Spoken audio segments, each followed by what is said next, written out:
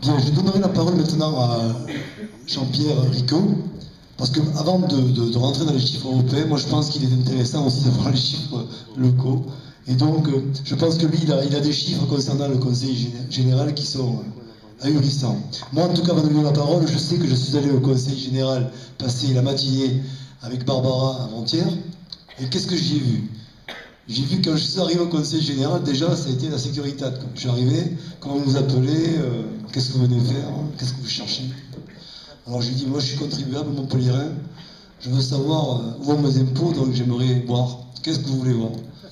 Alors je leur ai dit, écoutez, moi je travaille dans le privé, quand mon patron me paye, c'est pourquoi il me paye, quoi. Donc moi forcément, mon conseiller général, en l'occurrence je le cite, Monsieur Bénézis, j'aimerais bien savoir pourquoi moi je le paye. Donc quelque part j'aimerais savoir déjà les choses essentielles, à savoir les vacations qu'il fait au conseil général, est-ce qu'il y va, est-ce qu'il n'y va pas?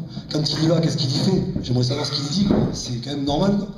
Et puis surtout, j'aimerais savoir ce que le département redonne au canton, en termes financiers, c'est toujours intéressant aussi. Et là, alors, ça a été le parcours du combattant, bien entendu. On a commencé à me sortir des livres qui dataient de 1999, voire 2000 pour les plus récents. Et je lui dis, mais il ne va pas échapper que c'est quand même 2010 quand même. Il y a 10 ans, ils sont où là?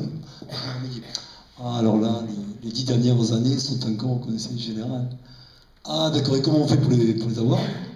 Ah, mais là, il faut demander. Donc, alors là, là, il y a un parcours impossible, donc il n'y a aucune transparence.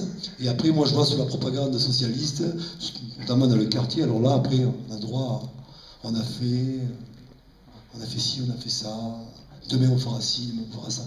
Après, ça, c'est que des mots, parce que finalement, on se rend compte que, quand on a regardé un peu les bouquins avec Barbara, moi qui n'étais pas un spécialiste européen, c'est clair, j'ai commencé à me rendre compte que finalement, l'Europe finançait des carrefours, des travaux de voirie, mais dans des proportions qui étaient impressionnantes.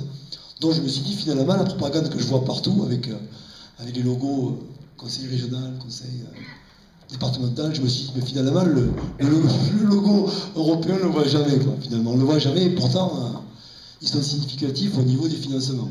Donc clairement, mais ça ne m'a pas surpris dans la mesure où je sais que pour tirer la couverture, ils savent le faire de manière régulière.